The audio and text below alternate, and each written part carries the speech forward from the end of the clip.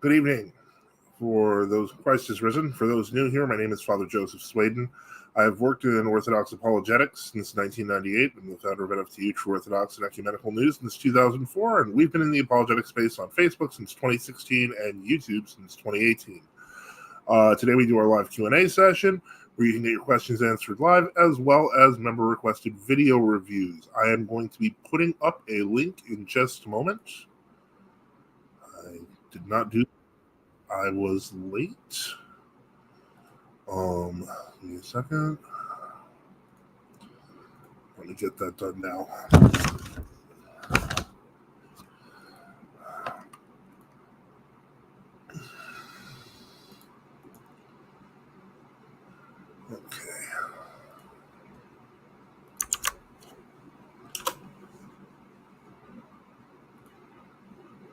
Okay, and then we're going to pin it to the top. I guess it is permanently in white now. Okay, there's okay, let me see here. All right, so let's begin. Basically, I got a very complicated question, and it's probably the hardest question, and we often deal with this, especially now. So we're going to start with that, and before I get to the question, I am going to run through these. Reader John, Christ is risen. Saba, truly is risen. Reader John, Christ, good evening, Saba, truly is risen. How are you all tonight? Kesog, truly. Reader John, struggling, thank God. Father Antonios, good evening. May you struggle well, Reader John. By your prayers. Is it me or has the stream not started? No, it did not. I was late. Let me see here. Let's see here. Father is fashionably late. Not really. Got my time wrong.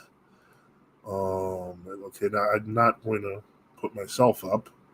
Okay, and happens to the best of us. All right, well, thank you all for coming. Christ is risen, truly is risen, and I've put up the link for anyone who wants to join into the chat. But until then, I'm going to start with the first question, which I got a couple of days ago.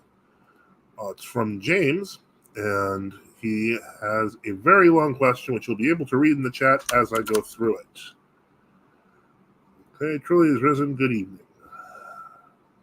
Father Boniface. So, I am posting this massive question, and here we go. In discerning true orthodoxy, I know I have to approach the question of grace or gracelessness in the world Orthodox jurisdictions. That is correct.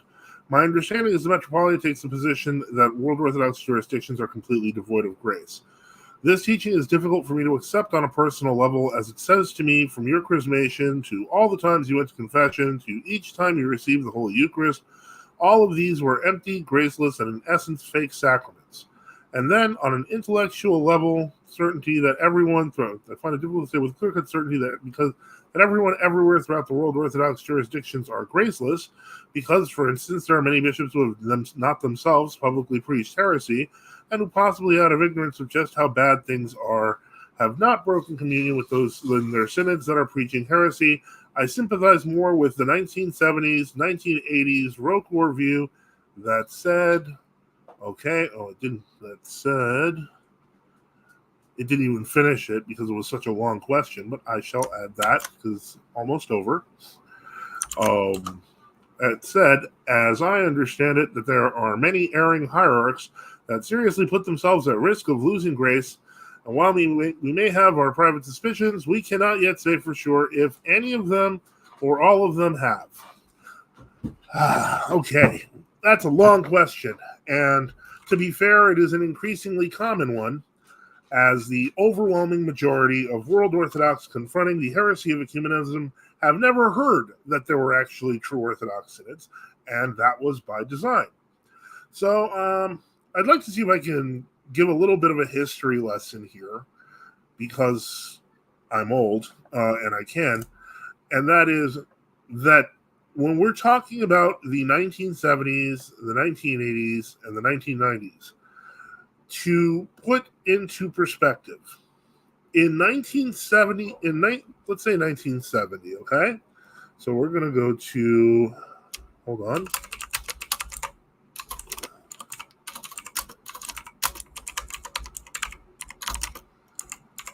using our magic time machine that we can call the search engine, I'm going to put this on the screen. In 1970, just here, in 1970, we were 5 years out from the Catholic Orthodox Joint Declaration of 1965, which removed the anathemas of 1054. They endeavored to remove 900-year-old anathemas, and in so doing, completely, visibly altered the Orthodox world and shocked it. Now, did the ecumenical movement start in 1965? Absolutely not. But what did start in 1965 was the wholesale promotion in media outlets, etc. I could go back to this here and just look for, there's even here's the meeting of Patriarch Athenagoras that on the screen. I want to get everyone in the understanding. Hi, Saba. I want to get everyone in the understanding of how things looked in 1970 when we're talking about it. This is unprecedented in the history of the Orthodox Church. This was unbelievable. It was shocking. People were like, wait, because, they have happy music on it, which I think is kind of lame. But they have happy music on it. But the point is that what was actually happening here was a kind of a semi-union in the sense that they dropped the anathemas, thus recognizing, or at least implying that they recognized each other's mysteries and sacraments. And here you see Orthodox bishops of the Patriarchate hugging and shaking hands, taking blessings from the Pope, etc. This was a massive transformation in how Orthodox and Roman Catholics at their highest levels had understood each other. So when you're talking about things in the 70s, you're talking about the world being in a complete state of shock. And that's not all. That is not all, and we're going to have to get through this. Sava, I don't know if you want these on the screen or if you're addressing John here, but in any case, the point is, so in 1970, you would be talking about 5 years from these events. There were massive changes, there were massive protests. A large chunk of the Greek Archdiocese, under the guidance of then a young elder Panteleimon, fled the Greek Archdiocese for the Russian Church abroad. The Russian Church abroad in 1970 still generally only recognized the Catacomb Church in Russia and not the Moscow Patriarchate. So let's go from, we're talking about in Constantinople, they were talking union with the Pope. In Russia, they considered the state church, the Moscow Patriarchate, to be a communist organization. This was even well known to U.S. intelligence agencies, so on and so forth, that they just basically were, to some degree, just a communist front group. And we can't even avoid the fact, and maybe this is, the author of the question is pretty young, but to understand the Iron Curtain was a real thing. So there was little to no outside of official outlets sort of communication that wasn't underground between people inside and outside of Russia. So that was a big problem. And when we talk about that, we're talking about not Russia as in Russia, the country, but Russia as in the Soviet Union, which means that when you're talking about Russia, you're also talking about Georgia, you're also talking about Ukraine, you're also talking about, to a lesser degree, a lot of these smaller countries that were taken over by the Soviet bloc. And then let me see. It's all good, Father. I'm talking to Reader John. I do have a question for the stream. However, is there a height limit for ordination? No, there is not. Okay, so let's continue. And so we've got that horrifying picture there because I really want to etch that in your mind. We have the difficulty of the situation in Russia, and let us go to the USSR in the 1970s. We're going to put that here. We're going to share a lot of wiki today because it's the easiest way to go through this. A great deal of stuff happening in the Soviet Union, kind of a thawing of relations. And so this was during the, more the Khrushchev period, and then finally gets to the Gorbachev period, which led to perestroika.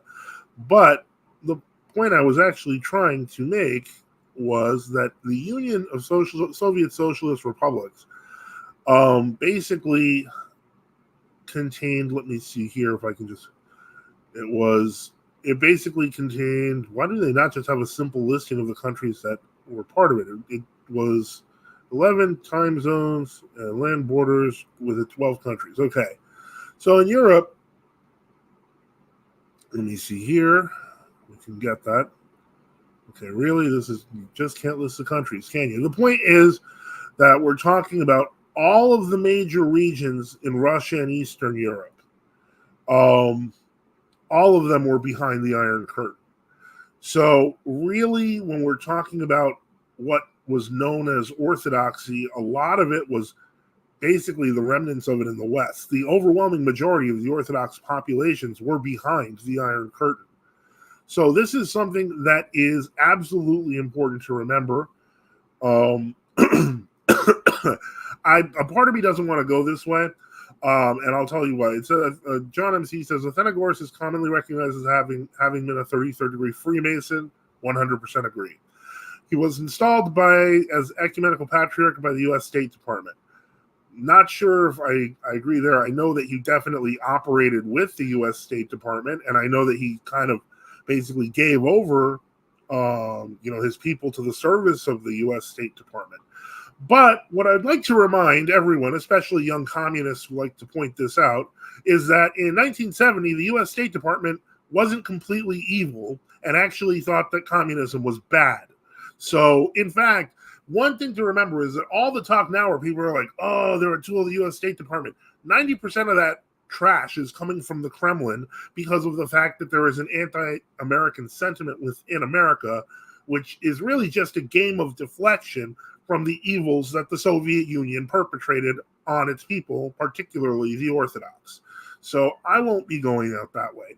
The point I'm trying to make here is that in the 1970s, for the most part, relations with Russia were mostly quiet, and the Soviet Union. One major exception, of course, was the fate of the OCA, which traded off its Japanese territories for autocephaly in 1970.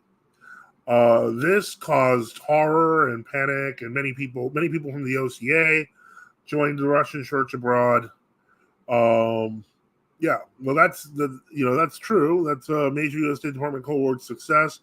Well, I don't know how that was a major U.S. State Department Cold War success. How did they get anything by getting a Tomos granted by Moscow? Moscow got Japan in response. The point is, most of the Russian church outside of Russia did not recognize the autocephaly of the OCA because they didn't recognize the Moscow Patriarchate. So that doesn't even make sense. Like, why would the U.S. State Department want to get a part of the church abroad autocephaly from the OCA? I ask our readers and our listeners and people who are new to true Orthodoxy to maybe think some of the premises that you've been told through. The point is, so that was we were talking about the 1970s. If we go into the 1980s, things are even weirder. I haven't even got to the Church of Greece in the 1970s, which, thanks to the political intrigues at the time, had split into two or three different new calendarist jurisdictions, pre and post junta, with the old calendarists having their own problems. So to say that Greece was in a perfect state of peace in the 1970s would also be a mistake. the 1980s, of course, is when you start seeing divisions among the true Orthodox. There were attempts to, and occasionally successful ones, to embarrass the church abroad. The church abroad glorified the new martyrs, which caused even more chaos. It became clear that there were catacomnics in Russia, despite Alexander Solzhenitsyn's declaration that there weren't. There were so many things wrong that were going on that it was a chaotic period in Orthodoxy. And that period had been preceded by other chaotic periods in Orthodoxy that had started around the 1920s. So when we're talking about things like did they know at the time something was wrong? Yes, they did, and many of them joined the true Orthodox, etc. back then. So these are not new issues.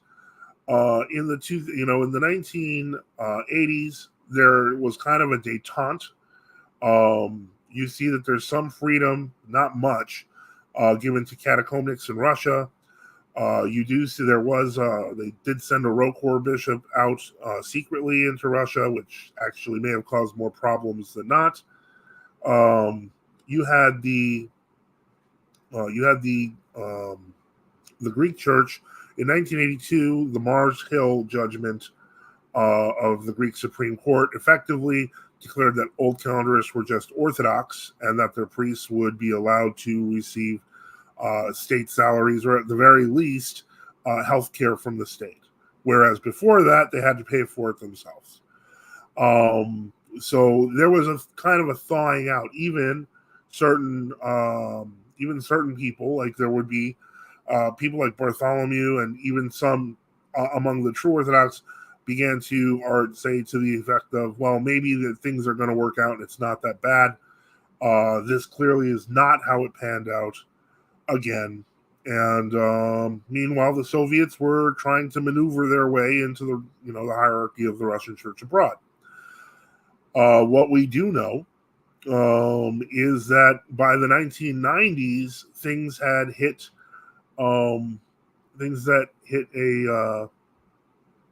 a crucial point. At this point, once the Soviet Union officially collapsed, the Kremlin was very interested in using the Moscow Patriarchate for statecraft and peacecraft, and this included trying to get the properties of the Rokor under the thumb of the Moscow Patriarchate, which led to periods of violence in the 1990s. There were nuns physically removed from convents by the Palestinian police. This is the period where Brother Jose Munoz had died. This is the period Father Seraphim Rose was telling people to go to the true Orthodox when he died in 1982. This was so damning that they actually had to edit that out of his books. And so the simple reality is that by the 1990s, things had gotten weird. It was now out in the open, even though it was already happening. It was now out in the open, and partially this is also due to the rise of the internet, that all the world's Orthodox churches were full members of the WCC. And it wasn't until 1997, in fear, that the Patriarchates of Bulgaria and Georgia pulled out. This is not, the point is, what this clearly demonstrates, and what I'm trying to point out by giving this short and somewhat confused sounding history lesson, is that when they say that the hierarchy of Orthodoxy wasn't completely compromised by ecumenism and modernism, that's a lie. It's a huge lie that they're telling you. The truth is, they've always been ecumenists, at least since your lifetime, and definitely since mine. So it's an absolute lie. We can find papers from the 1930s where half the patriarchs are like, we recognize the orders of the Anglican Church. I mean, it's a lie. It's just a lie. There's no other way I can put it. When somebody says, oh, there aren't any more There are at least some, some bishops who aren't compromised, who are accidentally in communion and they don't know. It's a lie. They know. The only one who doesn't know is you. And, people who get fed this story. And that's painful to say, but it's the truth. There's no other way around that. And sometimes people don't like that question because they start feeling, well, what if my whole life was like, your whole life wasn't a lie. You thought you were part of the Orthodox Church. You got basically, how do I put this? Basically misled, probably by the most obvious and painful historical scam on earth. And so, yeah, you have a right to be upset, but not at us. The point is, our people did not do this. We were the ones getting killed, and we were the ones getting thrown in jail by state authorities at the behest of the new calendar hierarchies. We were the ones getting our buildings stolen. So it's like a warped backwards way of looking at reality. Let me see here. Raffle Steak says, where can we read about Father Seraphim Rose telling people to join True Orthodoxy? The most obvious reference is a pre-19, I believe, 90 version. A pre-1990 version of Orthodoxy and the Religion of the Future, for example, actually has the words, only the Rokor and the True Orthodox of Greece are maintaining the faith, and so on and so forth. Later editions of Orthodoxy and the Religion of the Future, as well as other texts, they've been revised. So if you get a later edition, you won't find it. And then Savavi says, read the letters of Father Seraphim. There's a website called Thoughts Intrusive that has them all. Control F True Orthodoxy. Matter of fact, let me see if I can find that. In a moment.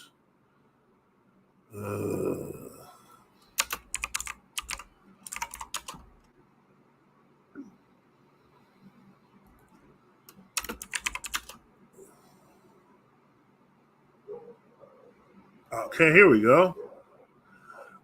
Thank you for that one, Sava. Sava had noted in the thing, read the letters of thoughts, Father Seraphim. I am putting a link to that here. The Rokor was True Orthodox at the time. He saw the importance of True Orthodoxy. A large part of the Rokor was True Orthodox, but by then they had already compromised Asians and people like Bishop Mark and Bishop Anthony of Geneva. He also talked about being in communion with the GOC. That is correct. And I think so. Check it. Is there anything printed with that information so others can say they added that in the website? The best thing to do, again, is look for an older edition of Orthodoxy and the Religion of the Future. Let me see here. Yeah, it's unlikely they would have added it, but yeah, okay. So it's surprising they didn't remove the reference. It's a very different thing than what he was saying about the Boston monks. Yeah, but he corresponded with the Boston monks. This is the thing that they pretend that he showed the same disdain and hatred for the monastery in Boston that they do. It's just a lie. Just more lies. If you want unedited PDF, Joanna Higginbotham's website has first edition PDFs of all Father Seraphim's works. There are direct scans too. That's true. Let me see here. And so the point is this. If you're confused and concerned that maybe there's like you'd be over judging, etc., when it comes to these bishops, I can guarantee you, I can say that with enough historical research, you can be very easily disabused of that notion. It may be a lot of research, but there's no reason for me to say take my word for it. You already fell for that the first time. So that's my answer to you, James. And so, again, this is a live Q&A. So we will be, again, if anyone wants to join in on the chat, if anyone or in on the stream, you can just click the link in white at the top of the chat or in blue or whatever color it is. And so, yes, there's letters of Father Seraphim, praising ACM and Father Rontalena. And thanks. Okay. Read the book by Subdeacon Ictarios. It's a very good start. That is a very good introductory book. There is a new book that he is coming out with, dealing with the correct answer when confronted with heresy in the church with historical references. I highly recommend that. I think that it's going to surprise you a lot. And so, yeah, the Father Seraphim versus HTM is a modern invention. Absolutely. It absolutely is. And the problem is that we tend to forget that. And when we do, we fall into the traps that people who hate true Orthodoxy have set for us. And I know I'm using a very harsh term when I'm saying they hate true Orthodoxy, but I can genuinely say they hate true Orthodoxy.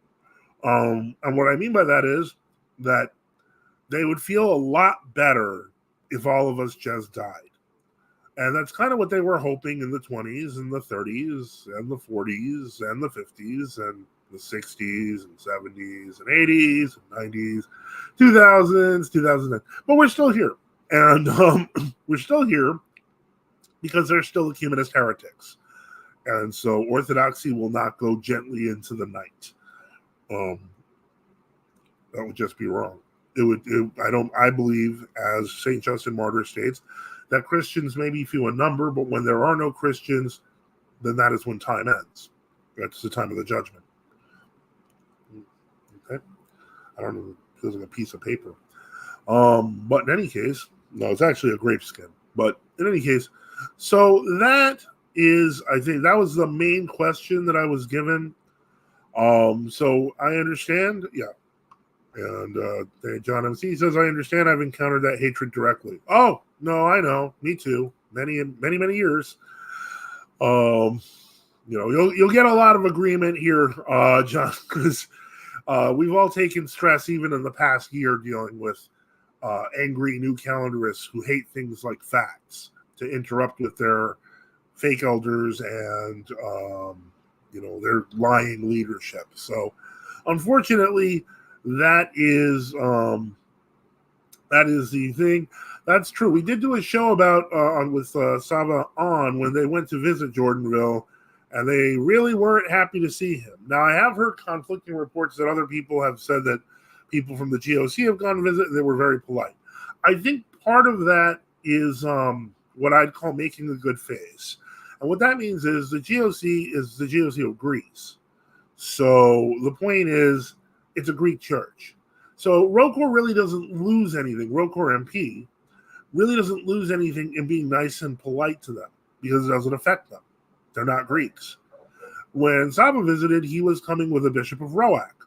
Roac is the Russian Autonomous Church, which ultimately derived from the Free Russian Orthodox Church, which had its bishops made by ROCOR. There's a little more skin in the game there because your narrative is now directly confronted by a countervailing narrative from the same ethnic group of people. If, as much as I love the GOC of Greece, if a Greek bishop were to come to the ROCOR headquarters or go to Jordanville and say, isn't this what happened? They can say, no, you misunderstood it. You weren't there. A Roac bishop, on the other hand, can simply say, well, actually, we were there, and this is what they did. And now their narrative falls apart because of the fact that they don't have a good place, a good way to hide from the questions. John says, I'm an old-timer New Yorker. I imagine you're probably not enjoying New York now. Keslog says, never let the truth get in the way of a good thing, as they say. Yeah, get in the way of a good story.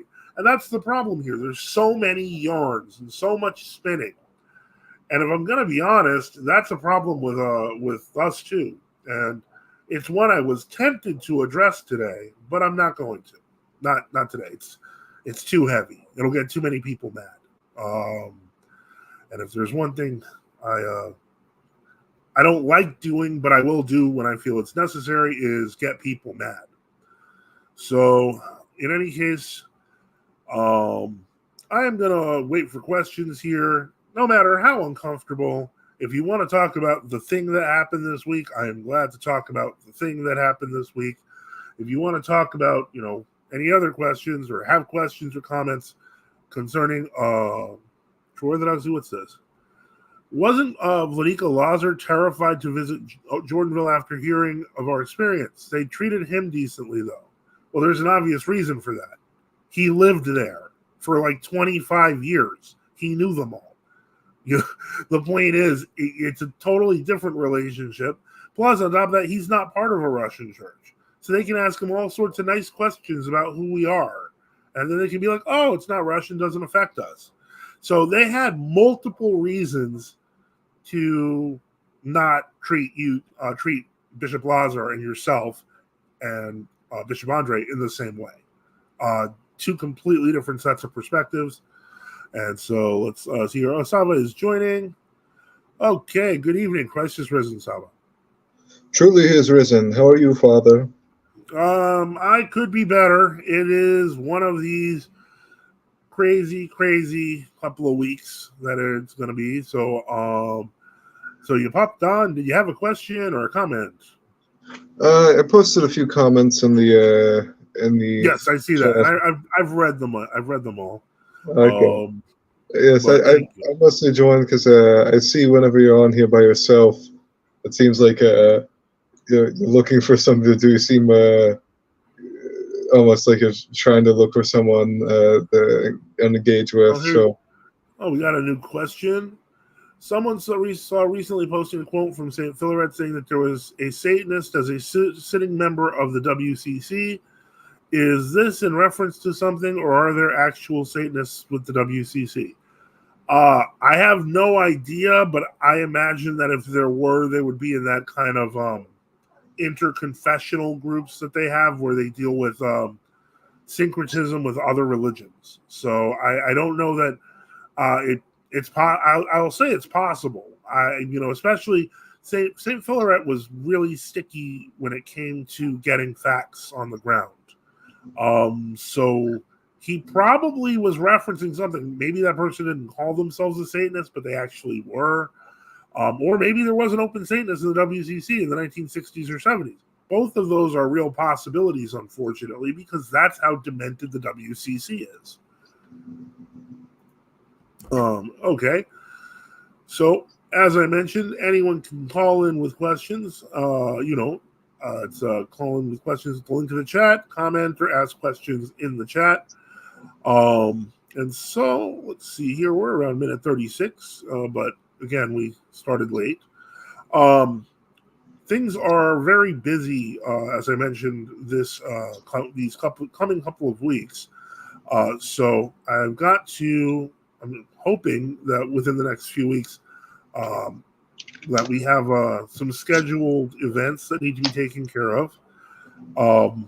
And also, I finally have, this is the first box I have of it, and it is a box of the first batch of incense that I've made. This one's going to go out to testing to certain specific people, friends and donors of the show, for testing and review purposes. I want to see how it stacks up against other incense, and hopefully, maybe make some new customers. So that's my goal, because I want to make, really good incense, and I think I can do it. I didn't think so before, but now I'm a little more confident.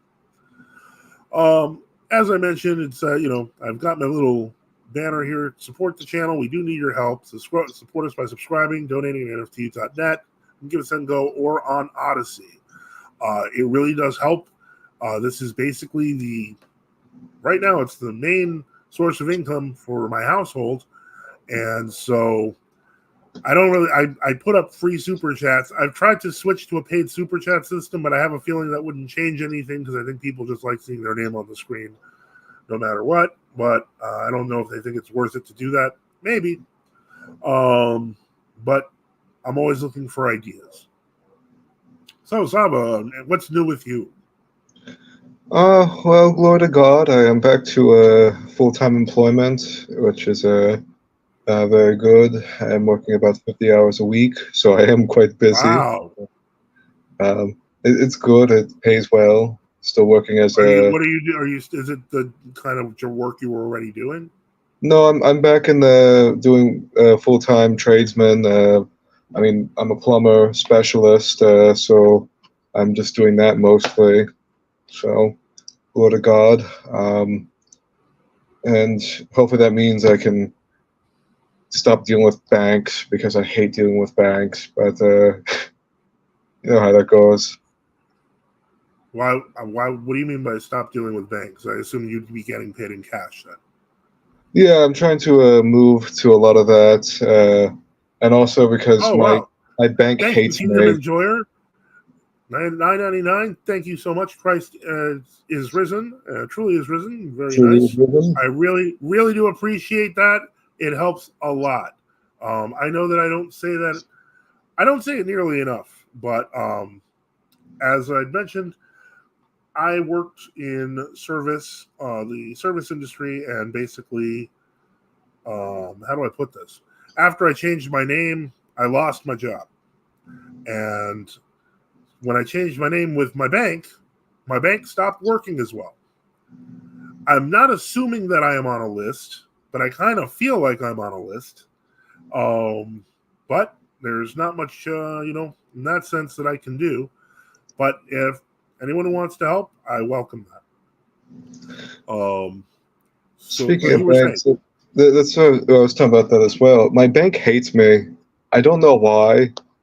Unless they've caught wind of some of my comments, I don't know why they hate me so much and why they give me so much trouble for everything I do.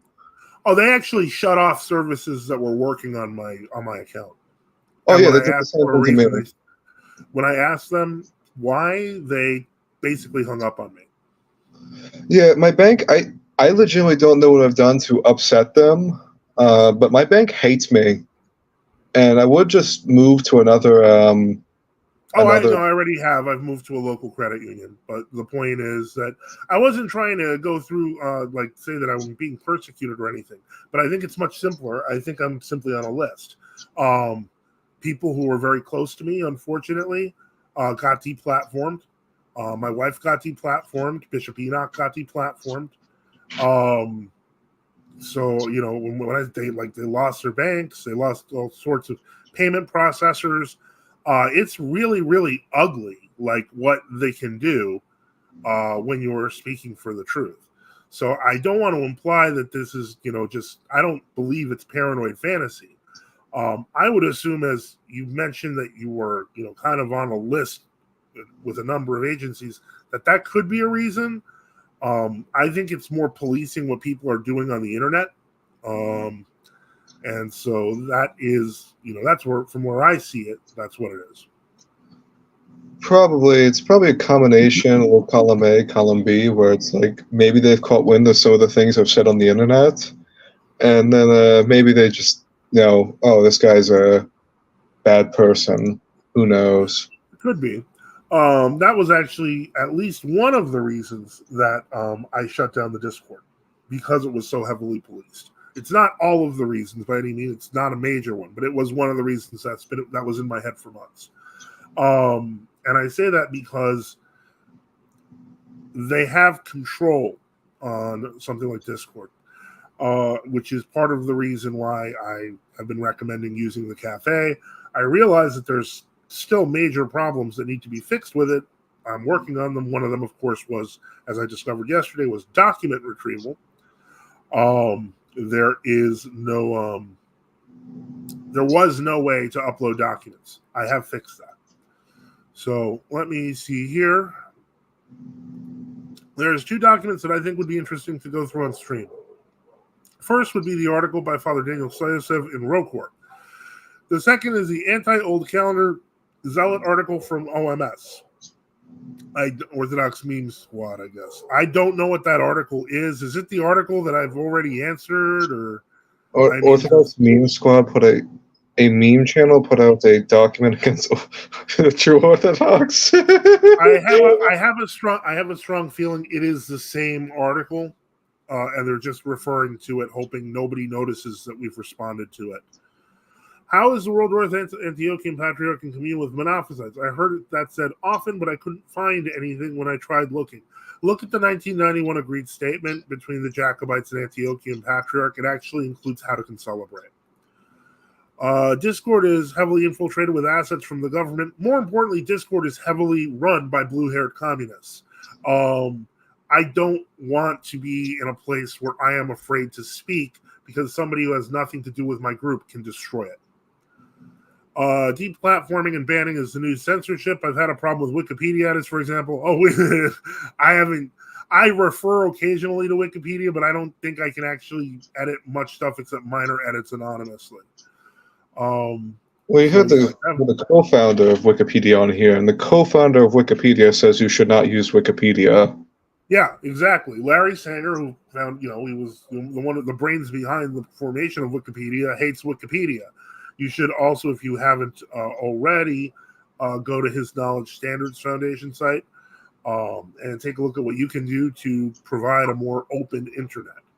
And so, I never thought that, how do I put this? I never thought that internet advocacy would be something that I would be dealing with and talking about as a true Orthodox priest. But as life went on, from seeing some of the stuff and censorship that happened in Russia to what they're doing in America now, yeah, absolutely, it is important, and it is something that we really need to keep, how do I put this, keep in mind. And, not just censorship, but also internal security. So that's what I would say on that. As for the article by Father Daniel Ciesev on Rokor, I might go. I'll probably do one this week for that. We'll just go over the actual essay. The second one, I really feel like it's the same essay. If anyone wants to provide a link, etc., that way we can look at it. We can even look at it. If you want to jump on, we could even, if you want to put the link in the private chat here, jump on and jump off. It's up to you. Just so we can see it and see if it's the same exact article that we've been dealing with over and over and over. Because I hate to say this, most of these guys' arguments aren't novel. They come from somewhere, and usually it's not an honest presentation. I know with Orthodox Meme Squad, I was dealing with someone the other day. They have a priest in that server, and he published someone went in there and asked about true Orthodoxy, and he had some write-up, and he was talking about old believers and talking about local synods, the stuff. I was like 90% of the stuff I've seen before. Every now and then I run into a true Orthodox argument against true Orthodoxy that I haven't heard, but if you stick around long enough, for I would say even like maybe a year or so, you'll probably hear every argument they use. And they just repeat them. They're just a repeating cycle of bad arguments that we've answered a million times. Yep, unfortunately, and that was one of the. I think that was one of the major reasons. Again, that I ended with the Discord, and also why I stopped practically using Twitter. My Twitter is back up, but I don't reference it. I'm not checking it, and I put a note saying I'm not posting here again for reasons I gave in a video earlier this week about why I left the Twitter and destroyed the Discord, but I didn't do those things in the hope of making things more difficult, but in the hope of facilitating communications for true Orthodox that were not easily controllable by external forces. And that's upset a number of people, and I am sorry. Oh yeah, that was me, Saba, and they banned me for asking if they believe the RCs have grace. Well, of course they banned you for that, because they do. And then the owner of OMS said he would commune with Elpidophorus. I mean, it's like I said, it's not that they're all ashamed of the guy. They really believe in him. They believe in what he stands for. And what he stands for is the heresy of ecumenism, modernism, and to a lesser degree, Sergianism. That's what the Moscow Patriarchate's for. So yeah, that is... When you see the ugly underside of the hierarchies in world Orthodoxy, you have to understand that's all there is. Like, I always run into that whenever I ask them about the Roman Catholics. Because what was it? 1415 was the first real condemnation they had of Roman Catholicism. Come again? Wasn't 1415 when they first condemned papism? Synodally? No, that would be Blockernay in 1274 after Okay, the Council of Nicaea. Okay, 1274. So I always ask these people, do you think it was okay to be a Roman Catholic until 1274? Until 1672 when it was condemned? Was it okay to be a Roman Catholic till then? And they always say, oh, no, no, no, it's different. It's like, this because I always tell these people, and they say, oh, World Orthodox, could have grace. I mean, okay, sure, there's these open questions, but at this point, it's like saying, well, did the Roman Catholics have grace till 1271? Until 1285, sorry. Oh, 1285, I see. I had a reference somewhere. It's been a while since I looked at it. Well, the problem with this is that I would say no, it's even earlier than that, because if you watch our videos on who invented the Roman Catholic Church, it's clear that by 1075, there were two different ecclesiological bodies in the West at civil war with each other throughout Europe. One of them understood the Orthodox concept of synodia in terms of bishops largely being equal with differences in rank, and the other one was a monarchical papacy that believed he was the literal vicar of Jesus Christ on earth. These were two very different groups with very different religions. One of them was, for the most part, Orthodox, and that's the group that lost. So by 1100, one can safely say that there was no more Orthodoxy in the West. Hello? Yes, sorry. Oh, okay. Blue Hill says, reading something. No worries. Blue Hill says, whataboutism and straw manning, their favorite weapons.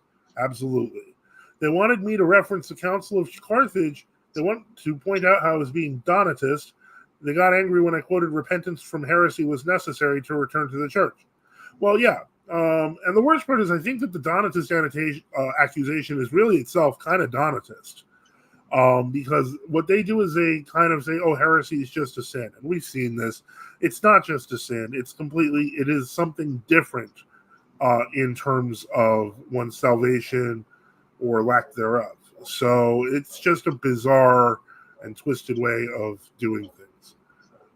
And so this is, Again, this is a live Q&A session where you get your questions answered live as well as member-requested video reviews.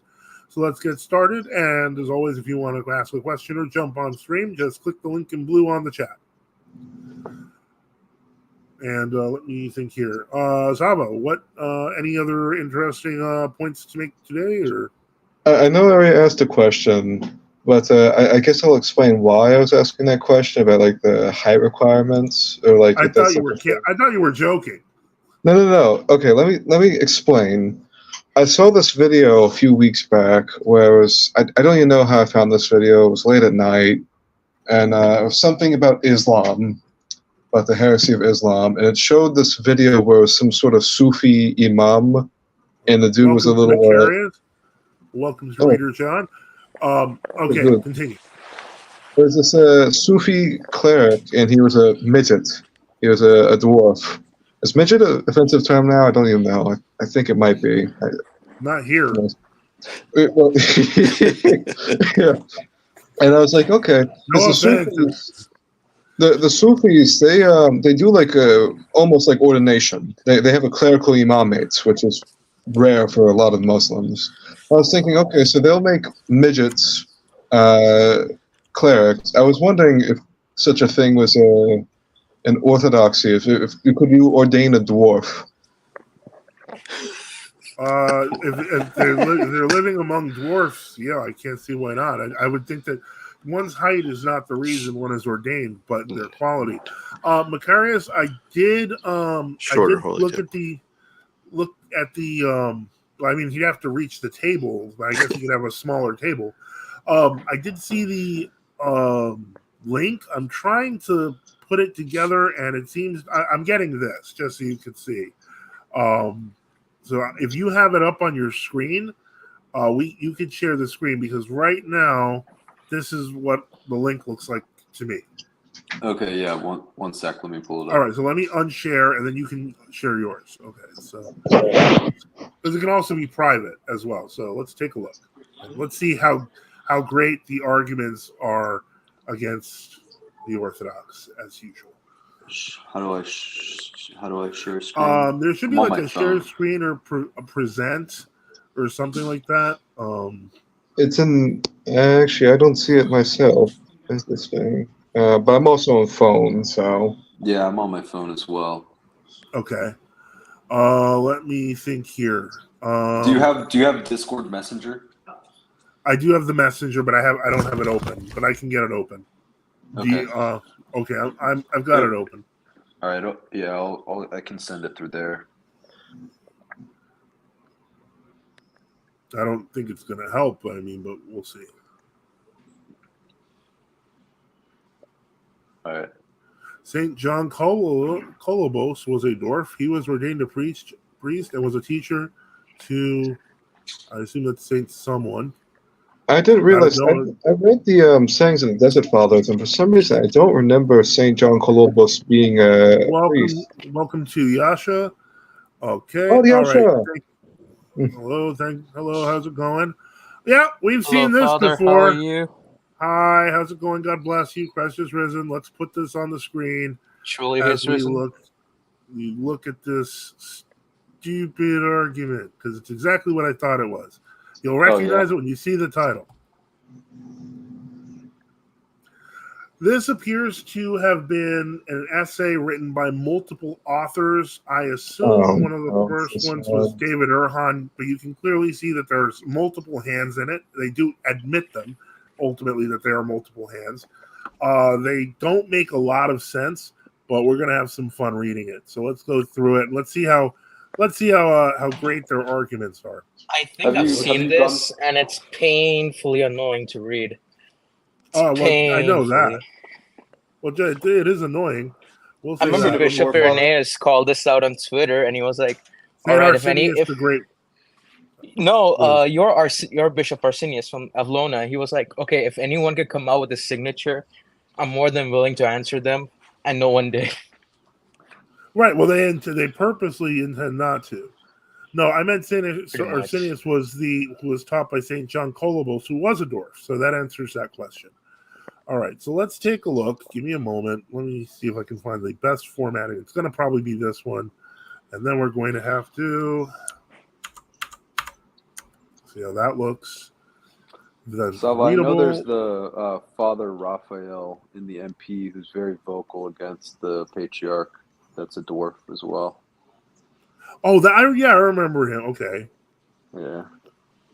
Let me see here. Okay, and Adrian White says modernism, including what grew into world orthodoxy, has been committing genocide against true orthodoxy since the Russian revolutions, both of them of 1917. The 1920 encyclical accelerated this. Okay, so let's close this, and we're going to make this a bit bigger. I'm trying to see if I can get this to the point where I don't have to read from here, and I can just read from the screen. Okay, so let's look at their first arguments. The GOC was created in 1924 when several priests and laymen in Greece refused to accept the new calendar. At first, this was a good stance of resistance, and the group was supported by Mount Athos, Jerusalem, Serbia, etc.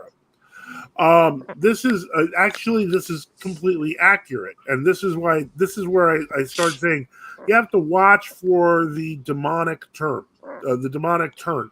that you see in stuff like this. And so they're admitting the rest of the church was in agreement with the true Orthodox of Greece. Keep that in mind. So it wasn't until let me see here. It was not a schism just because the priests of the GOC didn't believe world Orthodoxy had fallen. They were still part of the same Orthodox Church, just resisting the new calendar. In 1932, they asked to be received into Row Corps, but Metropolitan Anthony Krapovitsky told them they should remain as part of the Church of Greece and that they should commemorate the Greek bishops in the same way how Mount Athos keeps the old calendar, but it commemorates the ecumenical patriarch. This is not altogether accurate. I'd have to see the letter of Metropolitan Anthony, and I don't believe it was phrased that way, but he probably did say that he supported them staying within the Church of Greece. Let me see here. There's some sort of weird sound. I don't know what that is. But anyway. So But in 1935, 3 disgruntled new calendar Greek bishops, they were just mad, obviously, switched to the old calendar, became the leaders of the GOC, and then they ordained 4 new bishops. All 7 bishops were deposed by the Holy Synod of the Church of Greece. 3 of the bishops repented and returned to the new calendar. Their depositions were automatically lifted, and they were appointed to rule over dioceses in Greece. The other 4 bishops who stayed, or the leaders of the GOC, split into 2 groups in 1937. What they're not mentioning is, of course, that those groups still had the support from Mount Athos, still had the support from Rocor, that the new calendar hierarchy was official and authoritative in Greece because the government recognized it, but most of the people outside of Greece saw it as something illegal and twisted. Kind of funny that he was like, "Oh, just 3 disgruntled bishops." Well, the problem is that these people, this obviously was the work of multiple hands. So it took a bunch of people a while to lie and create different revisions of this. And they usually put this out as the most defining thing when we've answered most of these things. So one group led by Chrysostom of Florina and Germanus of Demetria kept the correct position of believing World Orthodoxy is a real church. They were still wrongly judged. Okay, first off, here's the first lie. There was no such thing as World Orthodoxy in 1937. It was a made-up term that was made up by Father John Meyerndorf in like 1973 or something. They did not believe that World Orthodoxy is a real church because they didn't know what World Orthodoxy was. They believed that there was a potential but not actual schism. And the rest of the GOC, led by Matthew and Brustena, said no, they're schismatics and they pointed to the Common Declaration of Schism and so on and so forth. So that they were the last remaining existence of Orthodoxy on earth, and that they only had valid mysteries of God's grace.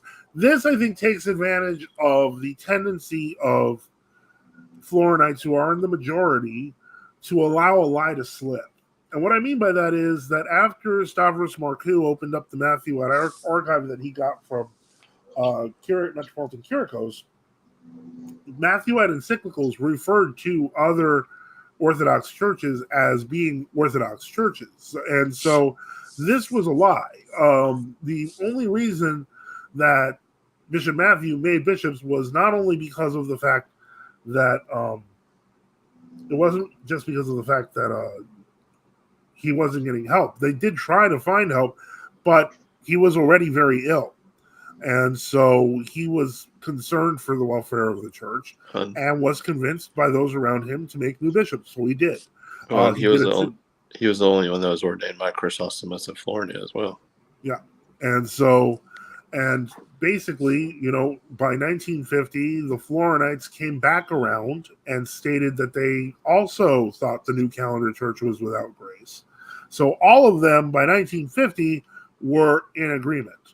And so then I'm not even touching this. What's funny is they're holding itself to a possible standard. If we say there's no grace, they'll be like, "Oh, we're schismatics, we're not recognizing grace." But if we say there is grace, and they say, "Well, why aren't you in the WO?" It's a lose-lose situation.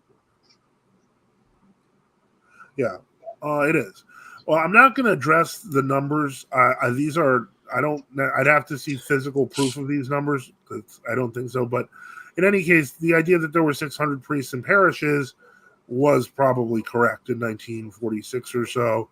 So that's, basically this is all to really what they're going to do here is it's the bait and switch. They're going to make Bishop St. Matthew look as bad as possible. And then they're going to say we all think like them, which was our position, not now, but in 1950. So this is, let's see. Context. So now we get to 1955, and again, this is they're totally misrepresenting what happened with Theophilus Ionescu, of course.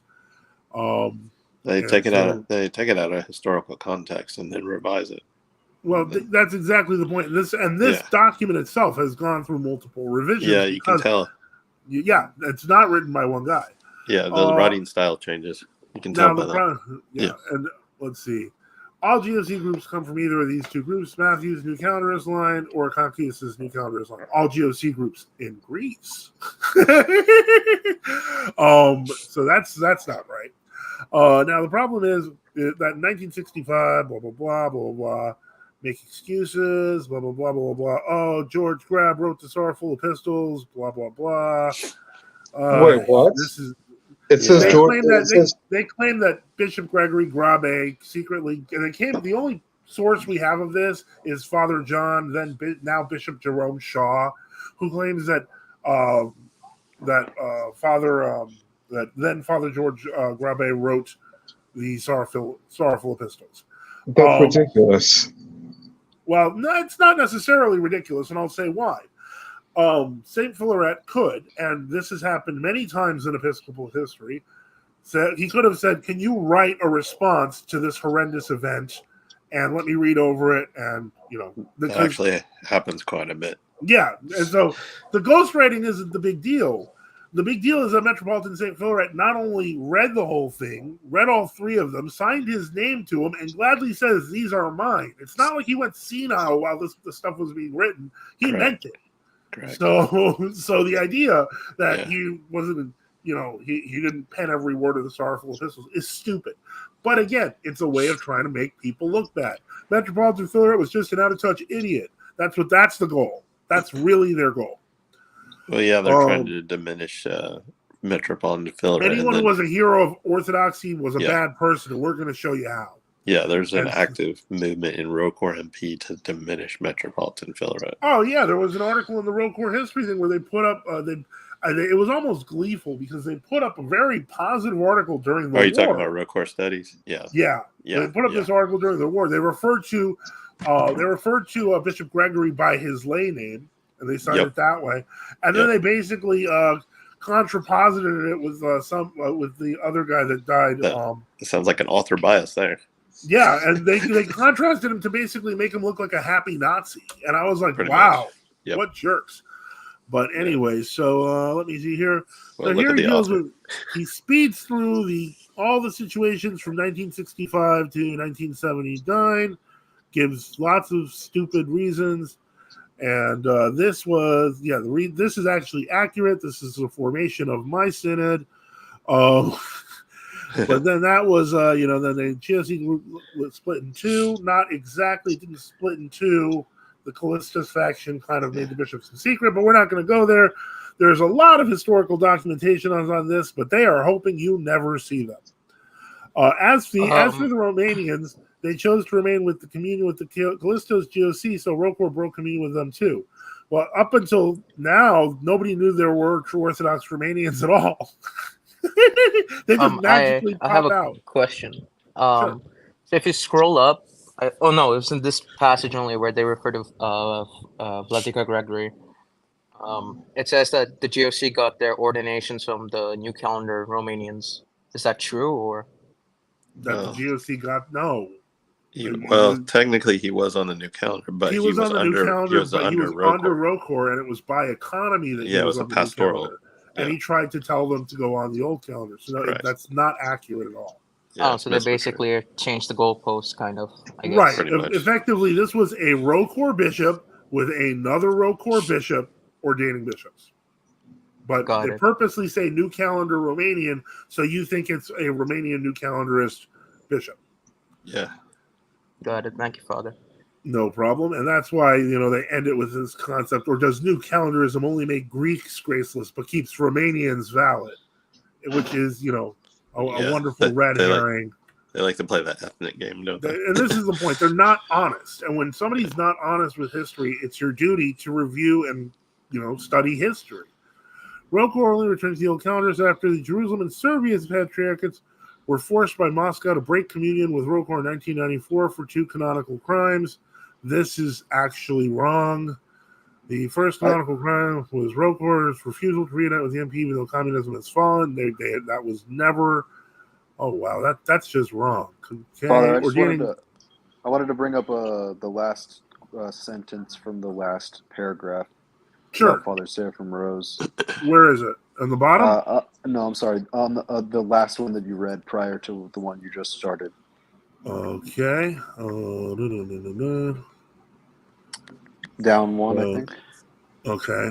All right. So when Father Seraphim Rose died in Roquefort in 1982, he was not in communion with any of the GOC groups, and he regarded them as schismatic for not being in communion with Roquefort and because of their fanaticism and factionalism. That's a lie. I think it's a huge lie. It's a documentable lie. Easily documented. Bishop then Father Exentius was served panahitas at literally at Father Seraphim Rose's funeral, and there's pictures of them. And it's interesting too because there's like one famous picture of Father Seraphim Rose in the coffin, and there's like a bunch of clergy around him. And in I think it was Orthodox Life that year, or I don't remember which magazine. Well, Bishop Auxentius told me about, but Bishop Auxentius told me that they cut him and Bishop Chrysostomos out of the photo, and they're in the photo with. Oh wow! With the that's coffin. Awful. Yeah, and the all right. So I'm gonna take a moment here, and we're gonna go through some comments. Midget, a little person with more or less normal proportional body parts and limbs. Dwarf, a little person with distorted abnormal body parts and limbs, e.g., hunchback, etc. Okay. Do people really hate dwarfs like that? Reminds me of left-hander hate. Yeah, totally unfair. Have you thought about putting out a list of Orthodox writers that shouldn't be read, be avoided at all costs? Sure. Yeah, my list is basically everybody who doesn't cite the Holy Fathers. Whoa. You might want to clarify on that, Father. Some people cite the Holy Fathers out of context. Okay, let me see if I can be clearer.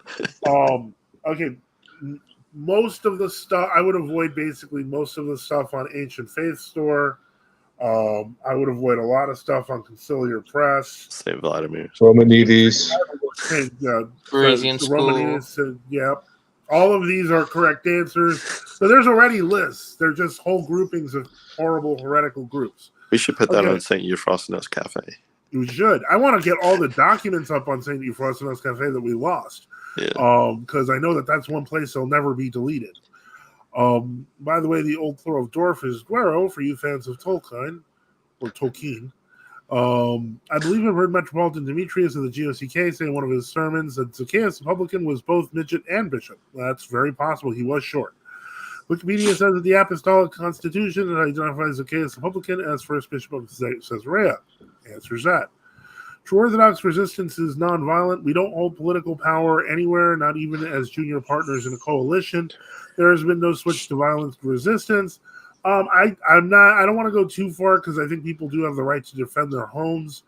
And they're, again, in some places, for example, like Indonesia, they do have political power. So that coercive power, I don't want to present it as like we're completely incapable of violence. We are capable of government coercive violence if we're in the government. But the difference is we don't enjoy it as much as they do. John MC, I'm compiling such a list. Started collecting data during the lockdown summer love year of 2020. Yes, Luke 19:3 describes Zacchaeus as of little stature. That is true. Cool. I look forward. I have a lot of Orthodox PDFs from bulk downloads, and I'd love to know which ones I can delete. Upload them all to the cafe, please. The 1054 anathema cannot be lifted. That is correct. The only way it gets taken care of is if the mass of Roman Catholicism converts to Orthodoxy. Well, even then, the anathema would still be binding towards those who still preach heresy. Well, that's why I'm saying they'd have to convert to Orthodoxy. They can't. It would not. There would not work like there would be a list of things they could do that would fix things. They'd have to do more than that. Well, exactly. Even if the heresy isn't being taught, if people historically believed in it, that anathema is eternally binding. Like, if there was no one that believed in Arianism, Arianism would still be condemned. Yeah, I understood that. The assumption is that if they convert to Orthodoxy, they stop being Arians. Father, I'm going to throw a question out, and then I'm going to bounce off because I'm actually sick as a dog. All right, I'll get to Aristotle's questions in just a moment. Hold on. Go ahead. All right. Can you address, I've seen the idea recently where resisting from within is actually heretical. Mm-hmm. And I've seen that. I've seen that popping up. I'm not. I'm not ready to jump on that boat yet. I know that there are some good people who do believe that. I know Subdeacon Nectarios is a big fan of that idea. Yeah. There are other people who. So you're developing your thoughts still. Yeah, because okay, me too.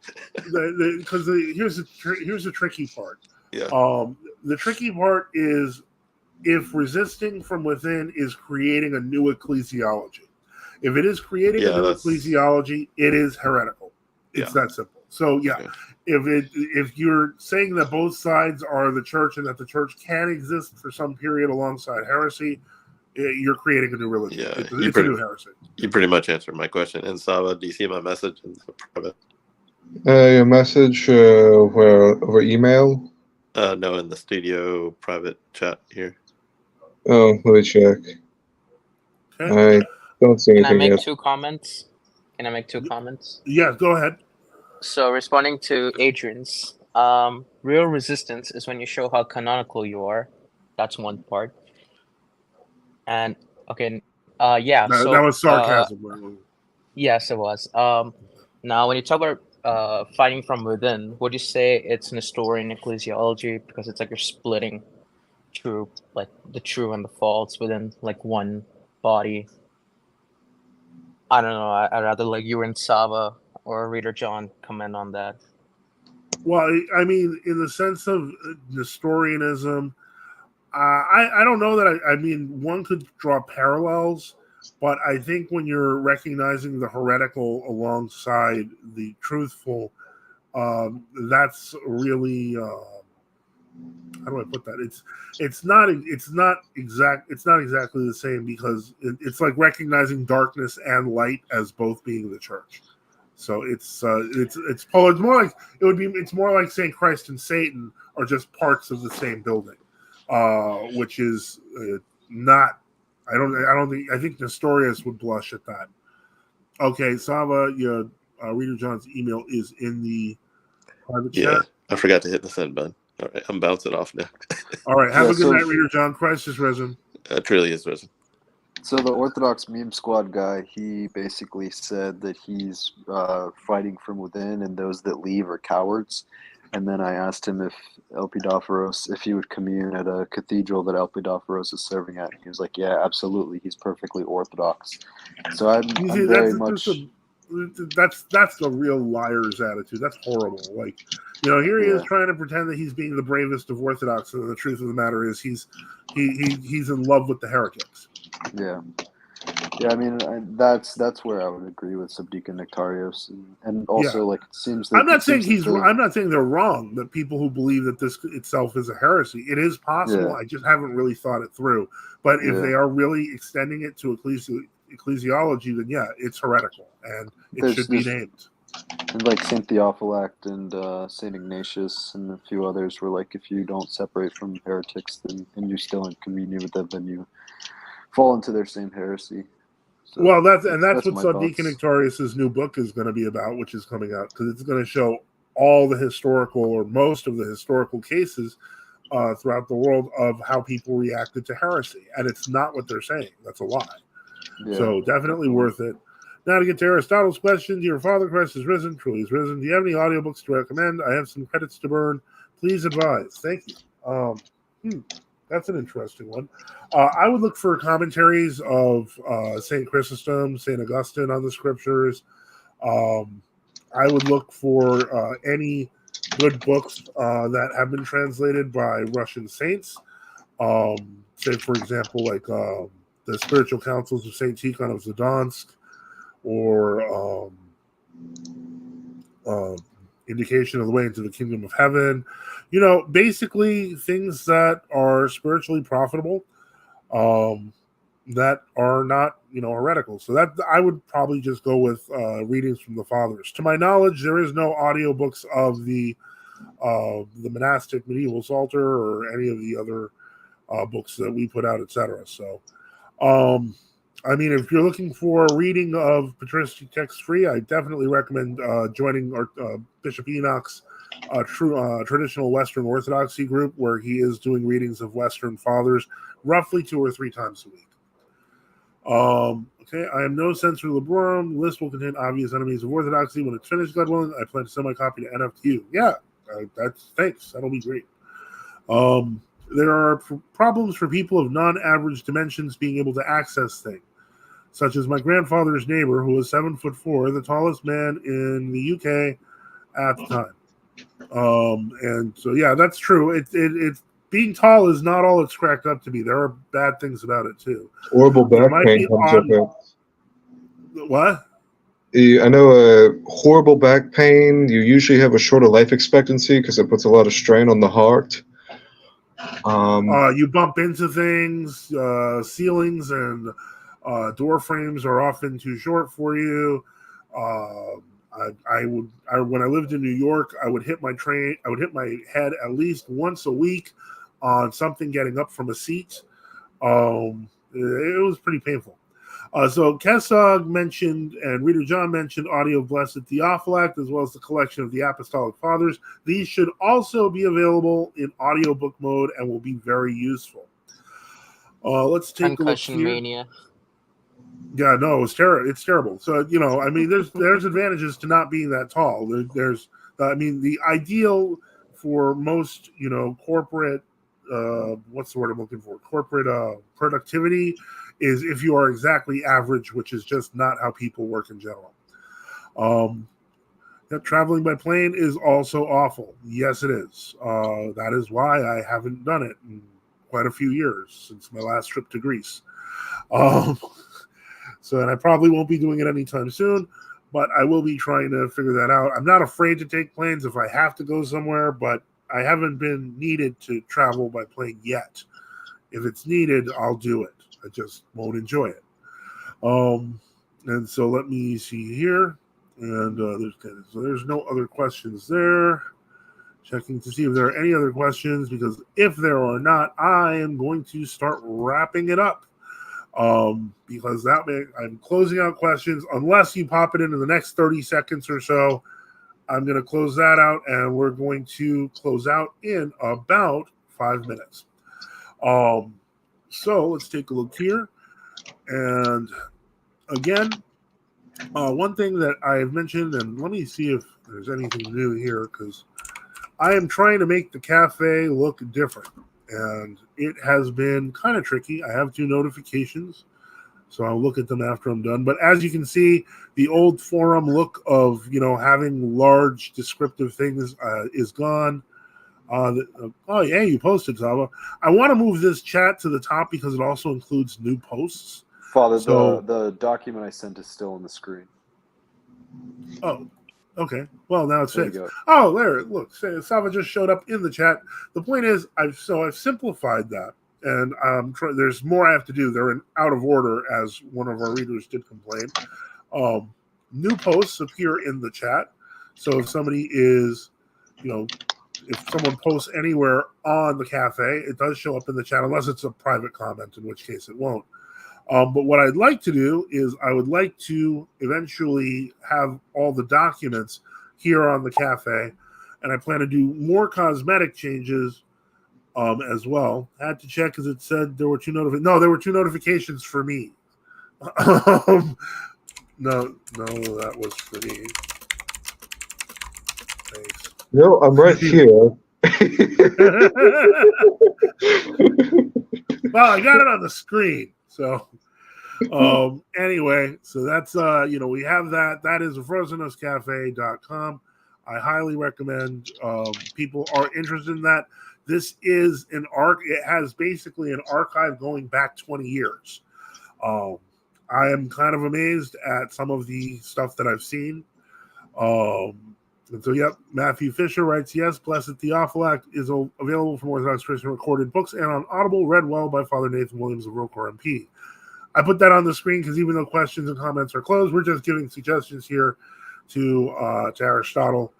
And with that, I am going to stop sharing there. And I am going to just wrap up real quick. Okay, so Sava disappeared. That was different. Okay. And I'd like to thank everyone, to our guests, Reader John, Macario, Sava, Yasha, To our listeners, to those who had questions and had comments, and to those who support our mission. Support the channel. We at NFTU need your help. Support us by subscribing today or donating at nftu.net, on GiveSendGo, or on Odyssey. We remember all of you who have supported us in our prayers, and thank you for all the support for NFTU. And again, everyone in the chat, I'd like to say thank you. Those with questions, those who donated, thank you very much once again to Kingdom Enjoyer. Really appreciated that.